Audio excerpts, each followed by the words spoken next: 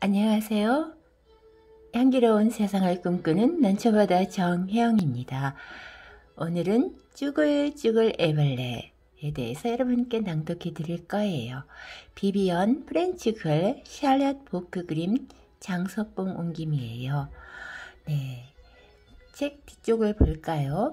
공작나비와 세기풀 나비의 한살이 과정에 대해서 어린 소녀 눈을 통해서 우리가 볼 수 있다고 하네요. 그러면 요즘 참 그 나비라든가 그런 그 세기풀 같은 것도 보기가 힘들잖아요. 그런데 쭈글쭈글 애벌레라는 이 책을 통해서 우리가 관찰해 볼 수 있는 기회를 얻었었잖아요. 얻었으니까 그 기회를 잘 활용해 보는 게 좋을 것 같습니다. 그럼 그 세계로 들어가 볼까요? 내지를 볼까요?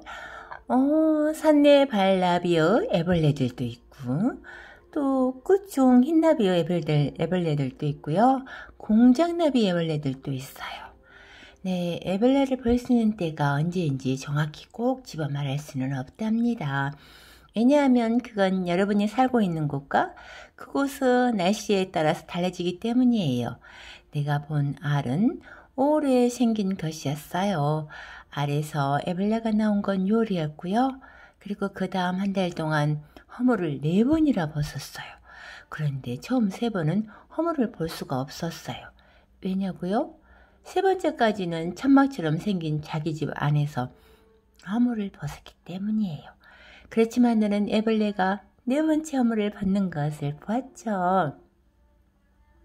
완두콩줄기에 있는 애벌레가 7월 중순에 번데기가 되었다가 8월에 나비로 변하는 모습을 말이에요.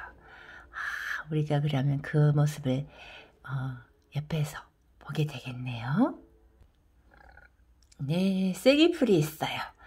우리 아빠랑 할아버지는 정원 가꾸는 일을 무척 좋아해요. 그런데 서로 다른 점이 있어요. 할아버지는 정원에 쐐기풀이 자라도록 그대로 내버려 두지만 아빠는 그렇지 않아요. 쐐기풀이란 뭐냐면요. 산지의 물가나 앙들에서 자라는 열애의 살이 풀려요. 우리나라에서는 강원도 이북 산지에 많이 있어요. 저도 쐐기풀 때문에 많이 그 옆에 가면 막 그 손내가 아파요. 손이 좀 닿으면은. 네. 아빠는 쐐기풀이 잡초일 뿐이라면서 보이는 대로 모두 뽑아버리거든요. 그래서 나는 할아버지에게 물어보았어요. 할아버지는 왜 쐐기풀을 뽑지 않아요? 할아버지가 말했어요. 쐐기풀은 나비를 자라게 한단다. 나비요. 네. 함께 가서 보자꾸나. 나는 정원으로 가서 쐐기풀을 보았어요. 하지만 나비는 한 마리도 보이지 않았죠. 할아버지는 쐐기풀잎 하나를 거꾸로 뒤집어서 거기에 혹처럼 달린 것들을 보여주었어요. 하지만 나는 그게 무엇인지 알 수 없었어요. 할아버지가 말했어요. 이것들은 나비의 알이란다. 무슨 나비인데요? 할아버지는 혹같이 생긴 것들을 자세히 들여다보고는 말했어요. 네, 안경을 안 쓰고 와서 쐐기풀나비나 공작나비 알인 것 같구나. 두 녀석 모두 쐐기풀을 좋아하지. 알을 잘 관찰하면 애벌레가 언제 알에서 나오는지 알 수 있을 게다. 애벌레들은 기어다니나요? 할아버지는 몸을 똑바로 펴더니 나를 내려다 봤어요. 글쎄 지켜보려무나. 그래서 나는 알들을 관찰하기로 마음먹었죠. 쐐기풀에는 가시처럼 생긴 털이 나 있어서 만지면 따가워요. 그럼요. 저 많이 따가움을 당했어요. 하지만 애벌레들은 따가운 줄 모르죠. 알 옆면에는 이랑처럼 골이 패여 있어요. 이렇게요. 자, 보이죠? 이쪽에 패여 있어요. 그리고 알의 크기는 지름이 1.3mm 정도이니까 피는 머리만 하잖아요. 그래서 나비들은 보통 이 식물에서 저 식물로 옮겨 다니면서 한두 개씩 알을 낳아요. 그렇지만 공작나비와 쐐기풀나비는 한 곳에 많은 알을 낳아요. 또 그런 점이 또 다르네요. 이틀 동안은 아무 일도 일어나지 않았어요. 둘째 날에는 비가 많이 내렸지만 알들은 무사했어요. 이 아이는 참 잘 지키고 있네요. 그 다음 날에는 아주 작은 애벌레들이 쐐기풀 위로 기어다니는 모습이 보였어요. 정말로 엄청나게 많았답니다. 알은 속이 텅 비고 껍질만 남아 있었어요. 나는 알 껍질을 손톱으로 눌러보았어요. 애벌레들은 알 밖으로 나오자마자 끼고 나온 알 껍질을 먹어요. 애벌레들은 한 곳에 엄청나게 많이 모여 있답니다. 애벌레들은 입에서 흰실을 뽑아 식물의 줄기와 잎 사이에 그물 같은 집을 만들어요. 그것은 마치 천막처럼 생겼어요. 주변에 있는 잎들을 모두 먹고 나면 애벌레들은 다른 곳으로 옮겨가서 다시 그물 같은 집을 만들어요. 할아버지가 나를 보고 옆으로 와서 말했어요. 공장나비 애벌레들이구나. 나는 물어보았어요. 이 애벌레들은 배추잎을 먹나요? 나는 전에 배추잎에 있는 애벌레들을 본 적이 있거든요. 할아버지는 고개를 저었어요. 애벌레들은 입맛이 까다롭단다. 쐐기풀을 먹는 애벌레를 배추 위에다 갖다 놓으면 녀석은 쐐기풀을 찾아 떠난단다. 그런데 만약에 쐐기풀을 찾지 못하면 어떻게 될까? 그러면 그 애벌레들은 결국 죽어버리지. 쐐기풀을 먹는 애벌레들은 절대로 배추잎은 먹지 않는단다. 여러분은 배추에서 애벌레를 보았다면 그건 큰 배추 흰나비요 애벌레일 거예요. 이 애벌레들은 배추를 무척 좋아하거든요. 꽃 좋은 흰나비요 애벌레들은 꽃 황새냉이와 냉이를 먹고 자라요. 때때로 서로를 잡아먹기도 하죠. 네, 산 네발나비요 애벌레들은 홉을 제일 좋아하지만 때로는 쐐기풀을 먹기도 합니다. 홉은 뭐냐면요, 유럽과 아시아 온대 지역에서 자라는 열의 사리풀입니다. 오른쪽으로 감고 돌아가는 동굴성 식물이고요. 맥주 원료로 쓰인다고 하네요. 공장나비, 쐐기풀나비, 그리고 유럽 멋쟁이 나비 애벌레들은 쐐기풀을 가장 좋아해요. 애벌레들은 움직이는 동안에도 작은 똥들을 놓여. 몸집이 커지면 애벌레들의 몸에 난 하얀 점들이 점점 더 또렷해져요. 애벌레들은 정말로 쉬지도 않고 계속 먹어대요. 나는 공장나비 애벌레들을 보았어요. 애벌레들은 군데군데 모여 있었죠. 허겁지겁 쐐기풀을 먹으면서 말이에요. 새들이 애벌레들을 잡아먹지 않나요? 좀 숨겨줄까요? 그럴 필요는 없단다.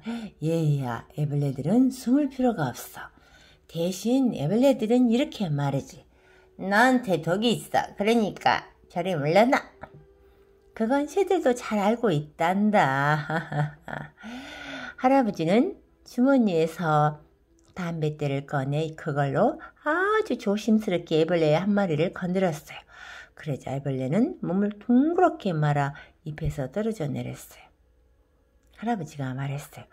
이것 좀 봐라. 무엇인가가 애벌레에게 가까이 다가가면 애벌레는 이렇게 조용히 도망간단다.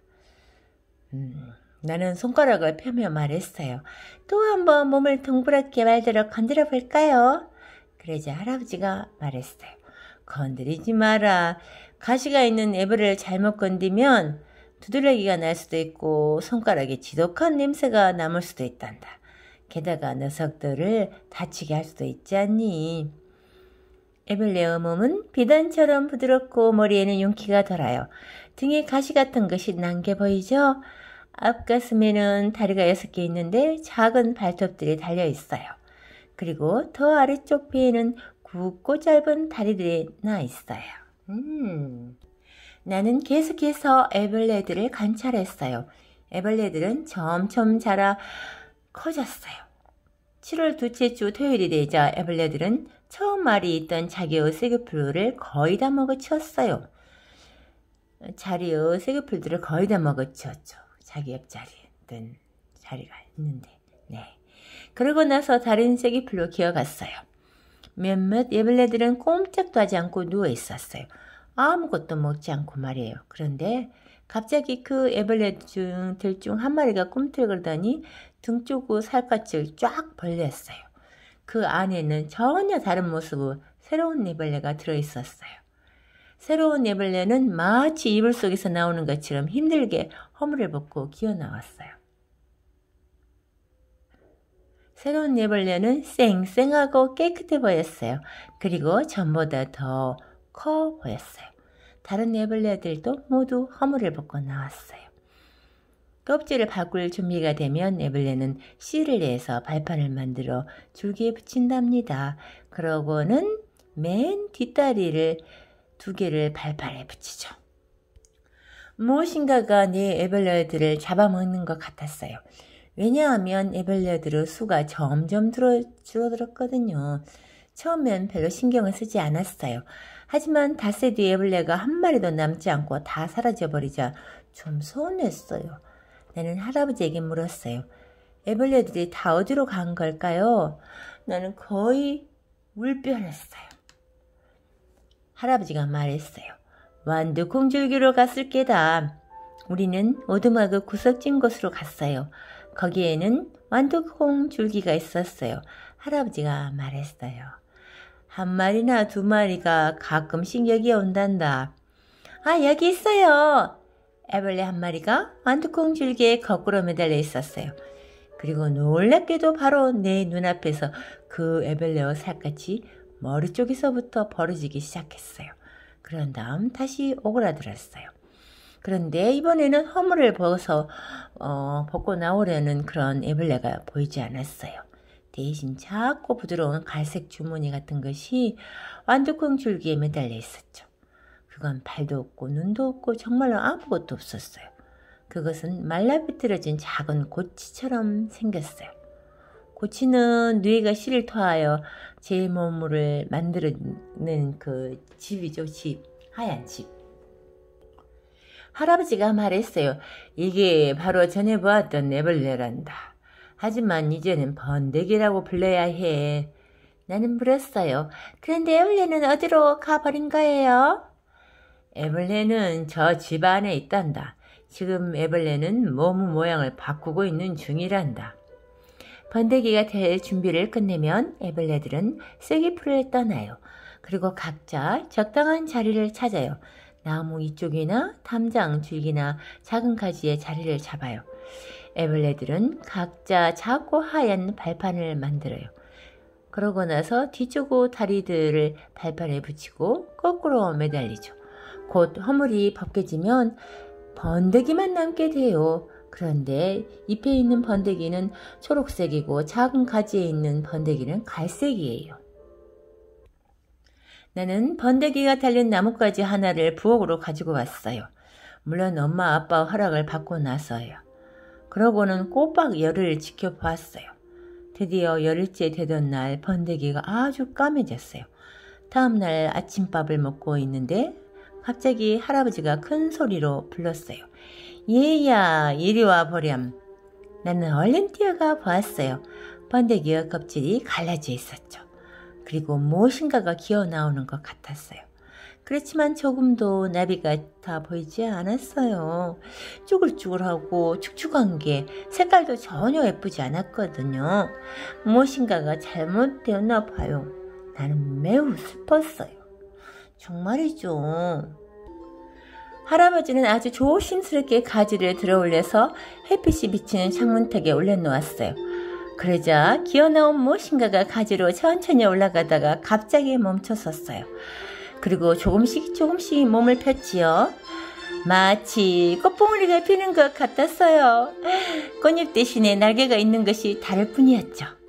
나비의 날개맥에 체액이 채워지면 날개가 펴져요. 날개는 1시간이나 2시간 정도 말라야 해요. 그래야만 날 수 있거든요. 그리고 날개를 떨기 시작했어요. 그러고 나서 햇볕에 몸을 찌고 나더니 갑자기 진짜 나비가 되었어요. 가늘고 긴 다리가 있는 아름다운 나비 말이에요. 나비는 날개를 활짝 펼쳤어요. 너무나 아름다워서 아무 말도 할 수 없었어요. 나비는 날개를 벌떡거리더니 펄럭거리더니 정원으로 날아가 버렸어요. 방금 전에 나비가 새로 태어난 거예요. 정말 이 책에 나오는 공작나비는 붉은색 날개 윗면에 눈송이 무늬가 있는 아름다운 나비랍니다. 산내발나비도 있고 유럽 멋쟁이 나비, 공작나비도 있고 흰배추, 큰 배추 흰나비도 있고 꾸종 흰나비도 있고 연푸른 부전나비 애벌레도 있고. 아무튼 우리나라에서는 2월에서 7월 초 사이에 휴전선 주변에 비무장지대에 피는 큰가치 수영 같은 야생화에 날아와 앉아서 가끔씩 볼 수 있다고 합니다.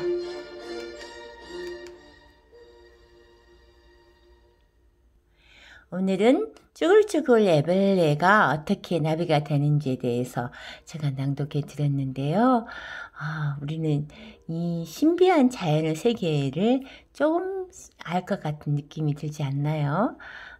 주변을 돌아보고 그 나무들이 어떻게 성장하는지, 나비가 어떻게 되는지 그런 그 관심을 가지고 또 환경을 지킬 수 있는 그런 마음이 되었으면 좋겠습니다. 감사합니다. 난초바다 정혜영이었습니다.